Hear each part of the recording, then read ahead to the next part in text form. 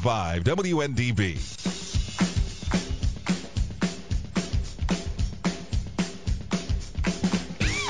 Hello and welcome back. This is Dr. Margot King and Kelly Lacombe. We're here in the studio with our guest, Ed Eisler, with Advanced Food-Based Healing. Ed, tell what is exactly Advanced Food-Based Healing? Okay, Advanced Food-Based Healing is using foods from your local grocery store. It could be a little higher quality food like Debbie's Health Food or organic places, or even like Publix and Winn-Dixie. But you can use foods to reverse different disease, illness, or even improve your health. And example of that, the Chinese have used celery for a couple hundred years, and celery is used for reducing blood pressure over in China. And so they do this very naturally. And or Chinese mushrooms can be used to stimulate the bone marrow to produce white blood cells. So these are all readily available in many of the stores now. Yeah, that's pretty amazing. I love the medicinal mushrooms. The properties have been, recorded back thousands of years for the medicinal properties, and they're now confirming them today with science. And in China and Tokyo and different places in the Orient, they're actually using these mushrooms all through Europe, different places like that, in the hospitals. Okay, and it's really exciting things that the ancients knew that we are kind of remembering now. Yeah, a friend of mine actually was talking about the old bomb shelters in England, where they are now using that with different spores, and for their national health care system, they're actually using those mushrooms in the treatment. Isn't that wonderful? It's, we're heading there. But now, advanced food-based healing. Exactly what does that mean? So a lot of the medicine that's in plants, vegetables, herbs, seeds, mushrooms, these kinds of foods that we're talking about are basically in the seeds, rinds, the seeds, rinds, stems, and skins. And so a lot of times we throw this away. You go throw away the cucumber skins or something like that, or the seeds in the apple. Well, this has what they call phytochemicals. Phytochemicals are plant chemicals, and they're like a fourth classification of nutrition. So there's minerals, there's enzymes, and there's vitamins, and then there's this thing called phytochemicals. And we have receptors on our cells for these phytochemicals, and they actually activate certain functions within each of the cells. So we use about 30% of this system, a 3-horsepower blender, which you could basically mow your lawn with, to micronize these seeds, rinds, stems, skin to get the medicine out of the food. So I think that's very different. Yes, and that's the thing about nature and all the wisdom. The plant has everything we need for healing, and a lot of times, the ancients did not throw away the skins. They didn't peel their fruits and vegetables. They didn't peel the roots. They ate them the way they were. And nowadays, because we've been conditioned to remove the bitter or the pungent, things, we've lost a lot of the alkaloids and the healing benefits. Before, now if you've ever gotten into heirloom fruits and vegetables, they're more vibrant in color, they have more antioxidants, and now they've genetically weeded out, so to say, certain properties that were really important for us, and nowadays we are concerned with the bigger, the sweeter, and the juicier, but in essence the more pungent and sour things have a lot of healing properties, and the bitter things. And so unfortunately we've come to dumb down our taste buds to be able to handle these things, when we really, in essence, we've gotten rid of, or we throw away, the things that are really healing to us. And that's what we need to really get back into. Can you also tell us what makes advanced food-based healing different than other modalities, and can it address greater health concerns? Mm-hmm. Yeah, so basically where this comes from is we have about 156 medical cited research studies to go along to back up the information, but we use those to address different diseases like heart disease, cancer, and so we have protocols for this, and hoping to share that with people at Debbie's Health Food. At the end of the show, we'll give a little more detail on that. But yeah, just using the foods in that manner, in a protocol and a system that they can follow, and it's simple. Well, that leads into the next question that I think is interesting is, okay, so we know about the different foods, but then how does your techniques, or how do you integrate that into how you would say treat somebody and help them, I guess, heal themselves in essence? Okay. So basically, I teach out of a book. It's called Conquering Any Disease from my teacher, Jeff Primack. And this is what I've been certified to show with people. But basically, people could work a couple different ways. They could purchase the book. The book is very comprehensive, has a lot more information than some people even need to know. Or I could work with people one-on-one or by phone and give a consultation. But basically, it's laying out, a course of action, maybe using a smoothie or a cooked recipe, maybe a medicinal tea, and then helping them also. Sometimes there's things that we're doing day to day, like sometimes just giving an example, like grilling on the grill could be working against your health, creates carcinogens, and then that potentially causes cancer down the road. So sometimes people just aren't aware of what some of the things that they're doing. Or, not to get too out there, but the spiritual aspect, if you have a lot of anger, this stimulates the stress response, which uses a lot of energy and can weaken your immune system. And, if it's really strong, then, it's pretty well proven now that this causes a lot of the diseases that we have in our, American lifestyle today. So, and I also believe in using massage therapy, fitness training, meditation, yoga, qigong, different things like that to incorporate working with people if they present with certain conditions. So kind of is a customized thing when I hear about whatever they're, facing right now at the time. Or if you have great health, maybe just to enhance that.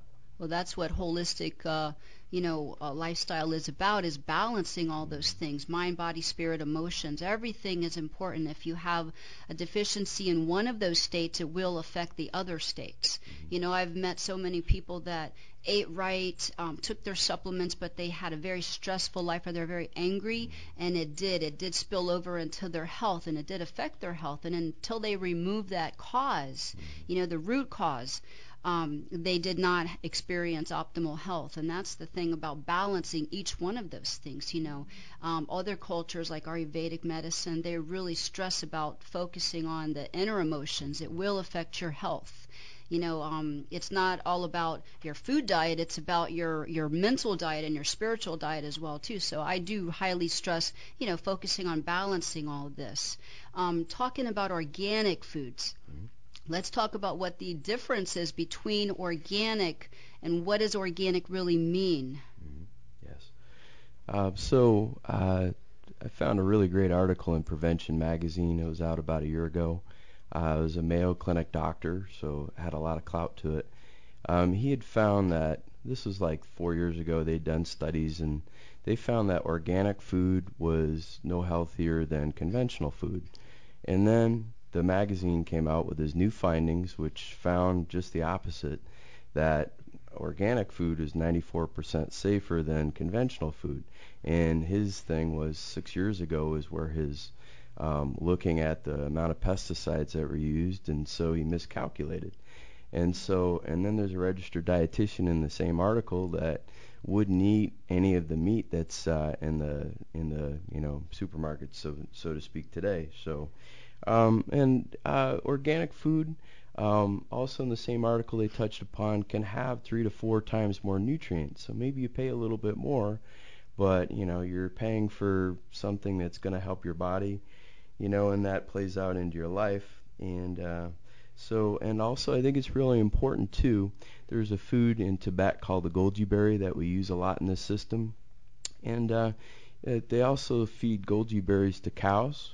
And this isn't the same goji berry as in Tibet, where there's glacier runoff and harsh conditions that this plant survive. So the quality of what you get is very important too. Sometimes you might get a little skeptical. They might be trying to sell you something, but a lot of times you can actually feel it when you eat the food, the differences in the food. So Yeah. Well, this brings me to a conversation I was having with my father, who is, lifelong retired military vet, and I respect his service and everything about him. Just a great person. But, meat and potatoes. And I had a conversation, and it was, Dad, it isn't you that is necessarily changing.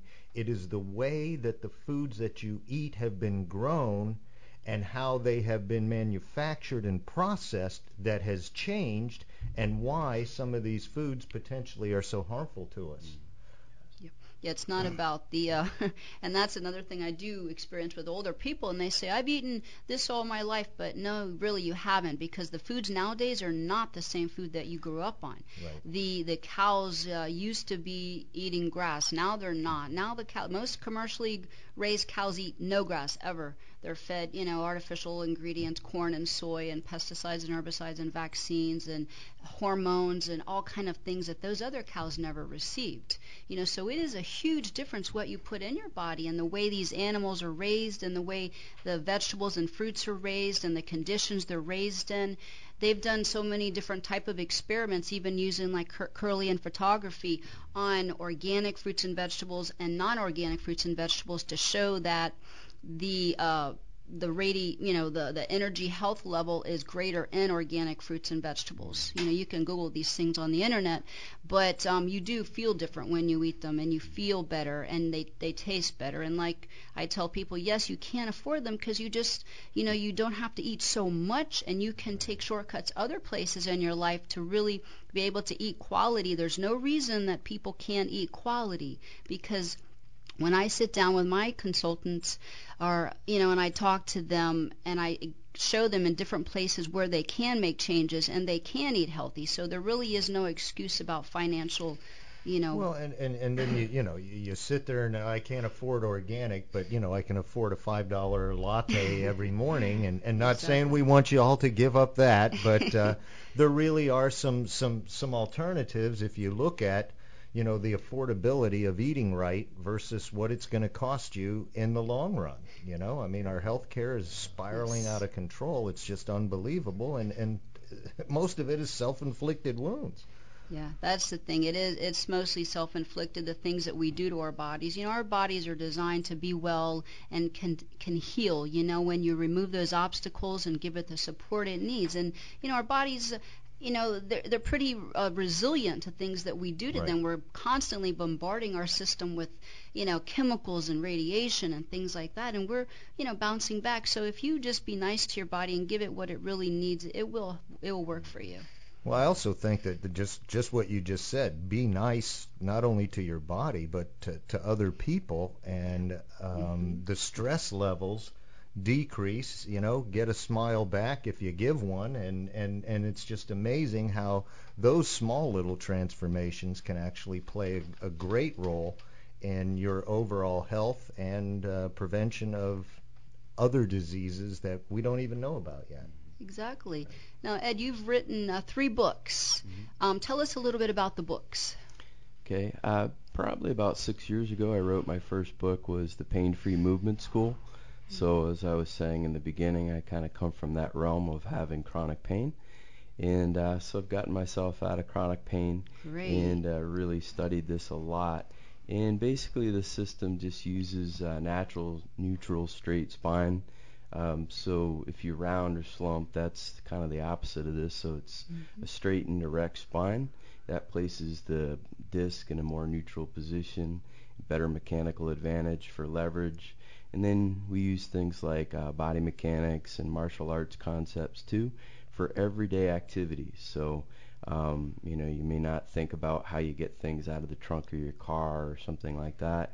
Pretty well all addressed. And then I have a problem-solving section, so if it's not covered in the book, you can figure out how to do it yourself. So it's just basics. That's the first book. The second book is Higher Functioning Health and Healing. And so coming from the occupational therapy world, basically I've seen a lot of older people having trouble with their joints and their cognition and different things like that. And also in the rehab world, we work with people 80, 90, 100 years old and can improve this. So a lot of times people kind of forget this. And so what I do is I do a little simple assessment first to find out if you need to address this, because you could do a lot of things that people say, and then, okay, what about the real things that you need? But then I give little simple rehabilitative types of exercises to work on, and then in 3 weeks we reassess, and usually there's significant improvement. If not, then you go another 3 weeks and then reassess too. The third book that I've gotten really excited about is touched on what Margot said, is discovering and activating your God-given health and healing. So many people, we get the drug companies come on, they tell us that we need the drug for this and that. Well, your body does all that. It self-regenerates, self-heals, self-regulates itself. It's doing that moment to moment, and it's programmed to do that. So first educating people, and then showing them simple little exercises that are ancient, that are proven, things like Brenda's into and I'm into yoga and qigong and different breathing exercises, just to increase your life force energy. Chinese say that if your life force energy or your energy goes low, you get sick. Right. So exactly. You don't have to keep watching it go down. You can gradually build it back up, and when you build it back up, then you have better health. Right. And food is a big part of that too. It really is, and that's the thing about your body and people. Speaking of elderly people, it's never ever too late. Never too late. Like our bodies are designed to reprogram every second of the day, whether you're thinking about it or not, whether you're sleeping or awake. Your body is trying to regenerate itself and heal itself, and it always wants to do that. And so, really, if we just give it some effort and take that thought out of our mind that we're too old or it's too late or we're too sick, no, that's just sick thinking. You don't want to think that. You really want to think positive, and you can see for yourself. It doesn't really take a whole lot of effort. Once you start doing it, it will come easier for you.